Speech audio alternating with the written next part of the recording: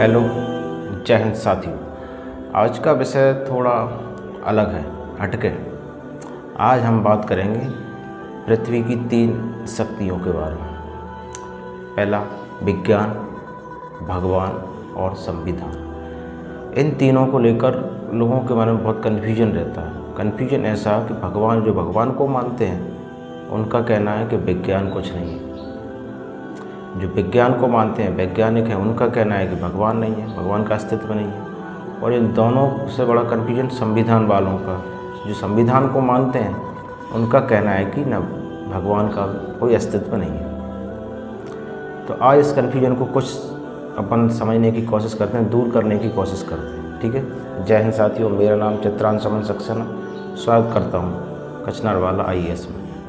भगवान, विज्ञान और संविधान तीनों अलग अलग हैं। सबके अपने अपने काम हैं, सबकी अपनी अपनी सीमा है, सबके अपनी अपनी लिमिट है और सबके अपने अपने स्थान हैं। सबके अपने अपने काम हैं।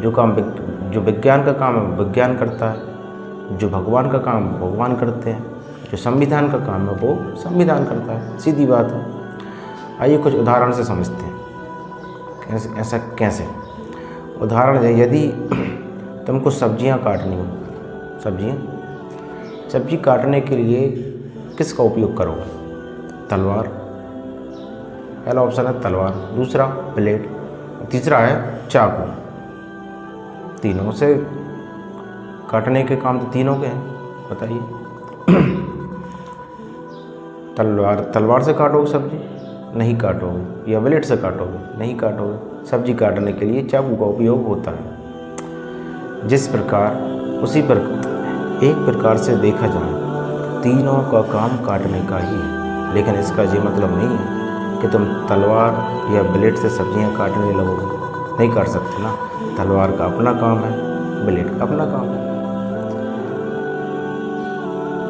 उसी तरह विज्ञान का अपना काम है, भगवान का अपना काम है, संविधान का अपना काम है। यदि तीनों को, संविधान, विज्ञान, भगवान, यदि तीनों को एक नज़र से देखो तो कन्फ्यूजन और बढ़ेगा, मतभेद और बढ़ेंगे।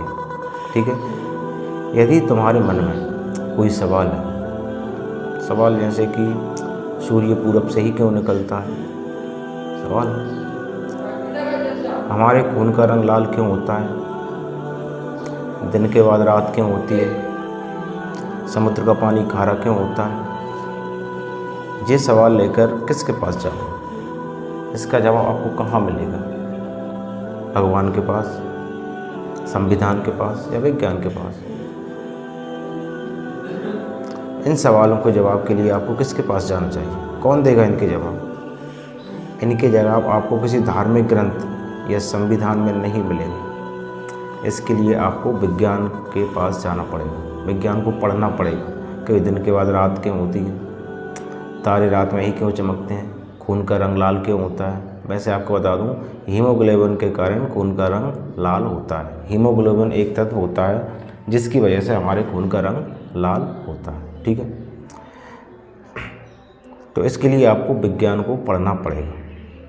विज्ञान का प्रमुख काम है इंसान को जगाना और अंधविश्वास को मिटाना। विश्वास को जगाना, इंसान को जगाना और अंधविश्वास को मिटाना। ठीक है। यदि तुम्हारे मन में कोई किसी बात को लेकर तनाव है, अशांति है, तो उस तनाव को, अशांति को दूर करने के लिए कहाँ जाओगे? संविधान को पढ़ोगे? नहीं। तो इसका समाधान विज्ञान या संविधान नहीं, बल्कि धार्मिक ग्रंथ दे सकते हैं। धार्मिक स्थान अर्थात भगवान की शरण में जाकर ही आपको तनाव से मुक्ति और मन को शांति मिलेगी। ठीक है। तो सबके अपने अपने काम होते हैं।